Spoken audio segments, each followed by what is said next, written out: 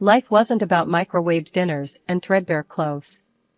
I used to be designer clothes every week, vacations wherever I wanted, kind of rich. Dad, the tech guru with a Midas touch, and Mom, the design whiz who made every LitaCorp gadget a must-have. They were loaded. My folks were all about hard work and not wasting a dime, even if it meant buying last year's model phone instead of the newest one. Then, everything went dark at 14. One afternoon, while I was arguing with Sarah, my best friend at the time, about who got the front seat for the movie, Don't Judge, 2 police officers showed up at our door. Their faces were grim, and the words they spoke felt like a punch to the gut. Plane crash, Pacific Ocean, no survivors. My parents were gone. The world became a blur of tear-stained faces and endless paperwork. School wasn't any better. Kids who used to fawn over my designer bags now avoided me like the plague. Sarah, the best friend, ditched me faster than yesterday's news. The only good thing was Nana, Dad's mom. She lived in a tiny house, a haven of comfy furniture and the delicious smell of freshly baked cookies. Nana welcomed me with open arms. Your parents raised a strong, independent girl. You'll be all right, sweetheart. Nana became my confidant, the only one who understood the emptiness gnawing at me. One day, after a fight with my former rich friends, I found Nana in her garden, surrounded by vibrant sunflowers. Tears pricked my eyes as I blurted out, "Why'd my parents lock everything away, Nana? It's not like I'm gonna blow it all on, like a diamond-encrusted poodle." Nana chuckled, a dry sound. "They knew you, honey. Knew you were special. They wanted you to learn about life, the real life, not some fake world built on money. Trust me, when you turn 25, you'll be ready." Ready for what? I didn't know. But Nana's unwavering faith and the memory of my parents' warm smiles kept me going. I learned to cook on Nana's ancient stove, devoured books at the local library, and even landed a part-time job at the bookstore downtown. Sure, it wasn't the life I was born into, but it was mine. And for the first time in a long while, a flicker of hope ignited within me. Living with my grandmother in a small house, going to a regular school, working a part-time job, it wasn't what I was used to, but keeping my past a secret was a secret weapon I planned to use wisely. College loomed ahead, and with my good grades and some government grants, I was ready to face it head-on. College life was a whirlwind. I juggled classes, a part-time job at the campus bookstore, and a mountain of instant ramen noodles. Still, I wouldn't trade it for anything. One crisp autumn afternoon, I was hunched over a particularly mind-numbing economics textbook in the library, highlighter in hand, when a voice startled me. "Dude, are you lost in econland again?" I looked up to see a tall, goofy-looking guy with a mop of brown hair and a mischievous grin. Maybe," I stammered, feeling a blush creep up my cheeks. "I'm Isabella." "Michael," he said, extending a hand. "Looks like you could use a study break. Coffee?" We ended up at a noisy campus cafe, drowning our textbooks in steaming lattes. Michael turned out to be a computer science major with a knack for making even the most complex algorithms seem fun. We spent hours talking about classes, dreams, and the best places to score cheap pizza on campus. "So, what brought you to this little corner of the world?"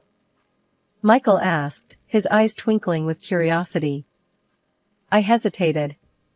My past life felt like a different universe, a life I wasn't sure I should share. Finally, I took a deep breath. I moved in with my grandmother after my parents passed away. It felt strange saying it out loud, even after all this time. Michael's smile softened. "Wow, that's rough. I'm so sorry." "It's okay," I mumbled, looking down at my coffee cup. "It's been a while." There was a comfortable silence for a moment, then Michael added, "You seem different from most people here." "Different how?" I challenged, a spark of curiosity igniting. "You're not all about the fancy clothes and the expensive gadgets," he said. "You seem real." I couldn't help but smile. Maybe keeping my past a secret wasn't such a bad thing. It allowed people to see me for who I was, not what I had.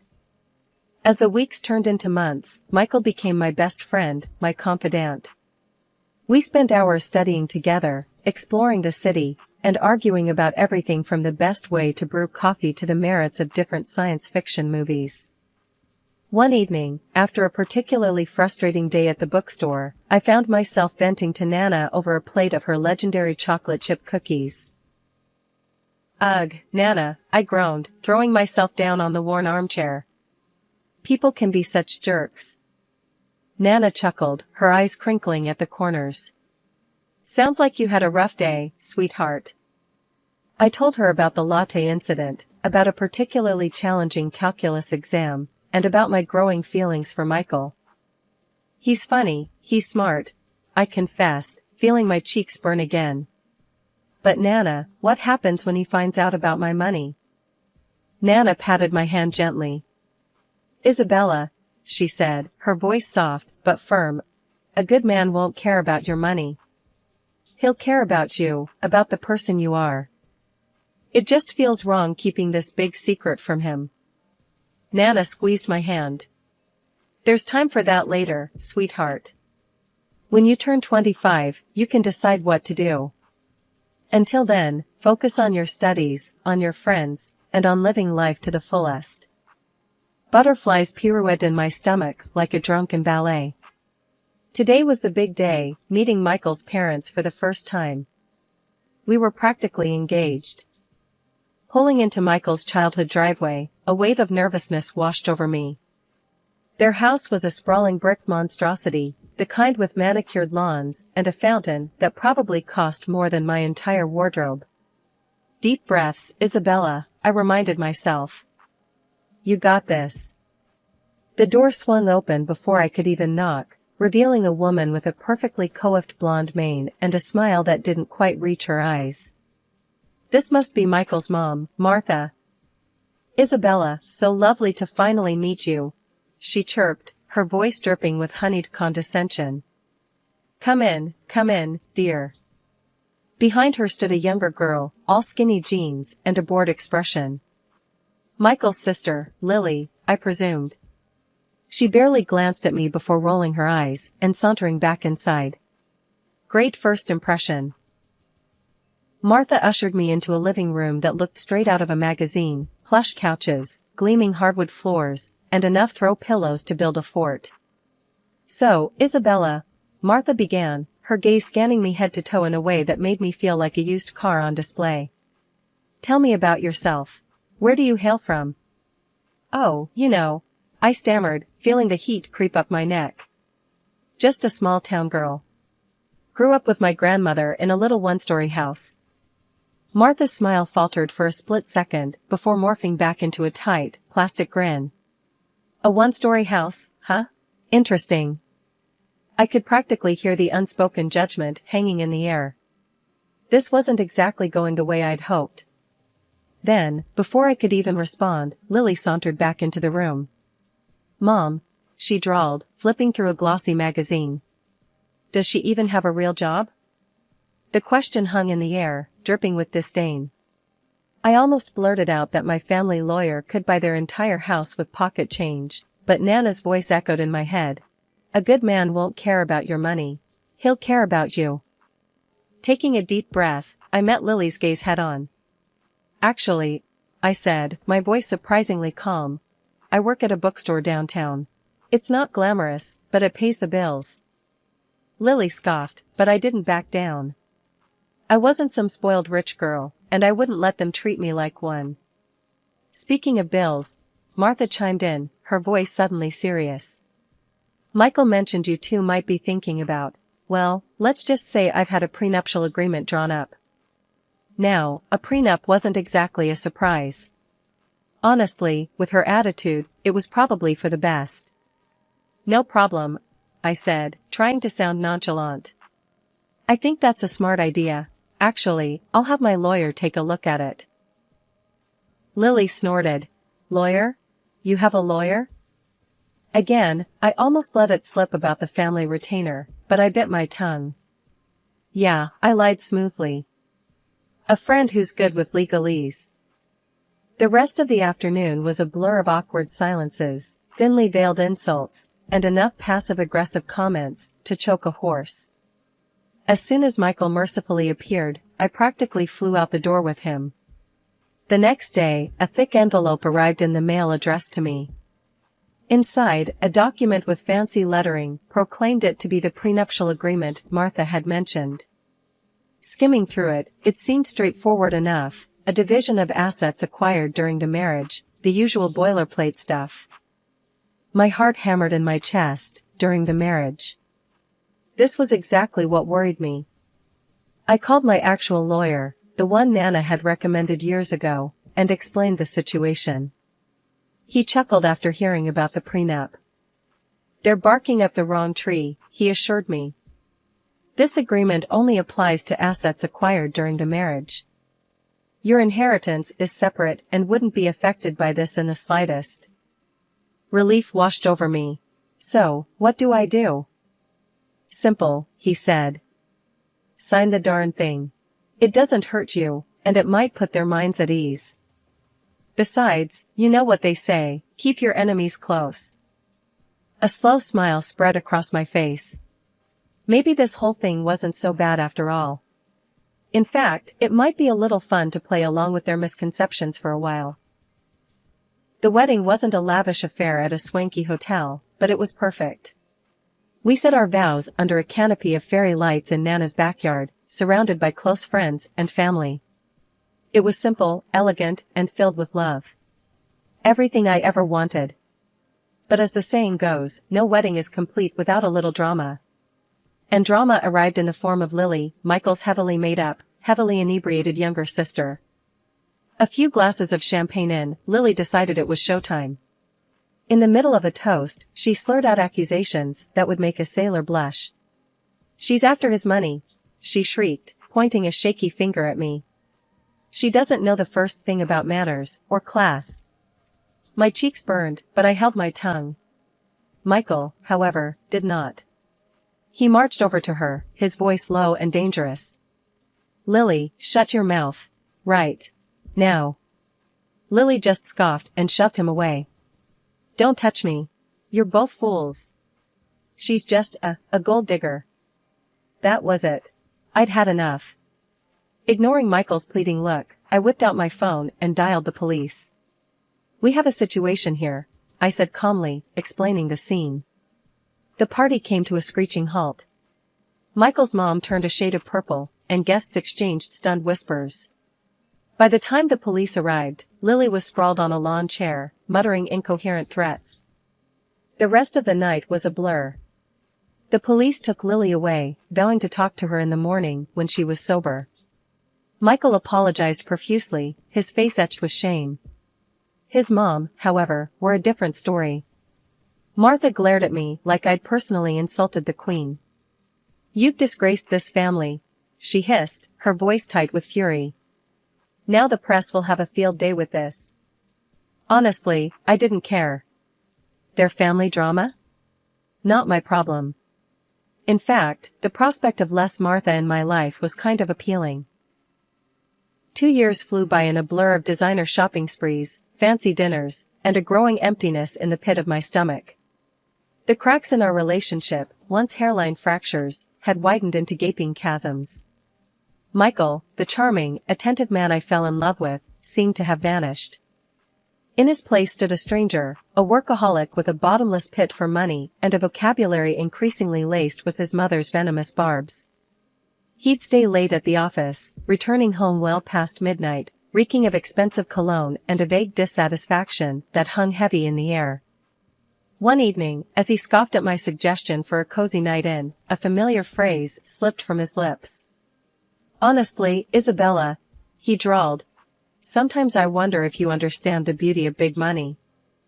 It was Martha's voice echoing through his, a cold, condescending sneer disguised as playful teasing. My blood ran cold.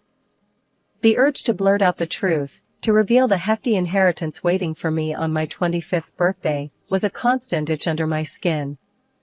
But Nana's words always rang in my ears, true love doesn't need money to survive.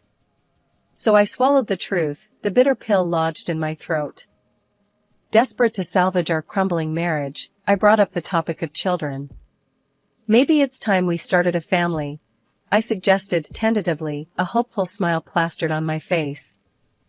Michael's response was like a slap in the face. A kid? Seriously? He scoffed. Don't you think that's a bit convenient? Trying to trap me here with a baby? His words echoed in the silence, each syllable dripping with suspicion. He was repeating his mother's twisted narrative, turning my desire for a family into a manipulative ploy. However, after a couple of months I threw myself into planning Michael's birthday party with a fervor bordering on desperation. It was a desperate attempt to recapture the spark, to remind him of the happy couple we once were. I envisioned a lively gathering, filled with laughter and good company. Maybe, just maybe, it would reignite the flame that seemed to be flickering out. I sent out invitations, meticulously crafting a guest list that included all his friends, colleagues, and with a heavy heart, his mother and sister. In my heart of hearts, I hoped they'd decline. Their presence was guaranteed to inject a healthy dose of drama into the celebration, which was the last thing I needed. The day arrived, a perfect blend of sunshine and warmth. The house buzzed with activity as friends streamed in, bearing gifts and good cheer. Michael, dressed in a crisp new shirt, a birthday gift, naturally, beamed as he received congratulations and well wishes. A sliver of hope flickered within me. Maybe, just maybe, this could be a turning point. A discordant note, however, shattered the illusion. Just as Michael and I were about to cut the cake, the doorbell chimed. My stomach clenched. It was them. Martha, resplendent in a designer outfit that screamed "Look at me," and Lily, her younger sister, looking like a runaway from a bad reality TV show. Lily, clad in a dress that left little to the imagination, made a beeline for the champagne table. A wave of nausea washed over me. Lily, notorious for her inability to hold her liquor, was a disaster waiting to happen. I opened my mouth to warn Michael, but he was already engrossed in conversation with his mother, oblivious to the approaching storm. As predicted, the champagne flowed freely, and with it, Lily's inhibitions. Soon, she was weaving through the party, a tipsy hurricane in a sequined dress. Her voice grew louder with each passing glass, her words laced with a malicious intent. "You'll never be one of us," she slurred, pointing a drunken finger at me. "You're just a gold digger, after Michael's money and his family name." Tears welled up in my eyes, blurring the scene before me. But Michael, oblivious to my distress, remained glued to his mother's side, his back turned on me. He didn't even spare me a glance as Lily launched into a tirade about my supposed inadequacies as a wife and future mother. "You'll never carry on the family lineage," she screeched, waving a sheaf of papers in the air. "You'll only give birth to weak, pathetic babies." My vision swam. Shame and anger warred within me. Then, amidst the drunken chaos, Lily stumbled, her high heels betraying her. With a graceless shriek, she tumbled into the pool, landing in a heap of soaked sequins and misplaced pride. I rushed forward to help, more out of instinct than anything else. That's when I saw it. The papers Lily had been clutching lay on the ground, partially obscured by the pool water. Curiosity overcoming my emotional turmoil, I picked them up. My blood ran cold as I recognized the document, divorce papers. Signed by Michael. The date scrawled at the bottom confirmed my worst fears. Tears stinging my eyes, I stormed back into the house, the party atmosphere a grotesque parody of happiness. There, in the middle of the living room, stood Martha, a smug smile plastered on her face. Before I could speak, she launched into a tirade. "Well, Isabella," she purred, her voice dripping with fake sympathy. "Looks like your little plan backfired, didn't it?" "What plan?" I spat, my voice tight with anger. "What are you talking about?" "Don't play dumb, dear," she sneered. "Trying to get pregnant, trap Michael, a classic gold digger move." Betrayal, raw and searing, ripped through me. I glanced at Michael, searching for a flicker of denial, a shred of the man I thought I knew. but his gaze remained fixed on the floor. Fury replaced the pain. Fine, I choked out, snatching the divorce papers from his hand. If that's what you want. With a trembling hand, I grabbed a pen from the table and signed the document with a flourish. A gasp rippled through the crowd, but I ignored it. Let them watch. Let them see the sham of a marriage I'd been living in. There, I said, my voice surprisingly steady. Happy now? The room was silent, the air thick with tension. Then, I reached for my phone and dialed a familiar number. Nana? I asked, my voice thick with emotion. Can you come get me? Now. A few minutes later, my grandmother, bless her heart, materialized in the doorway. Relief washed over me, warm and familiar. What's going on here, Izzy? Nana asked, her eyes taking in the scene with a sharp glint.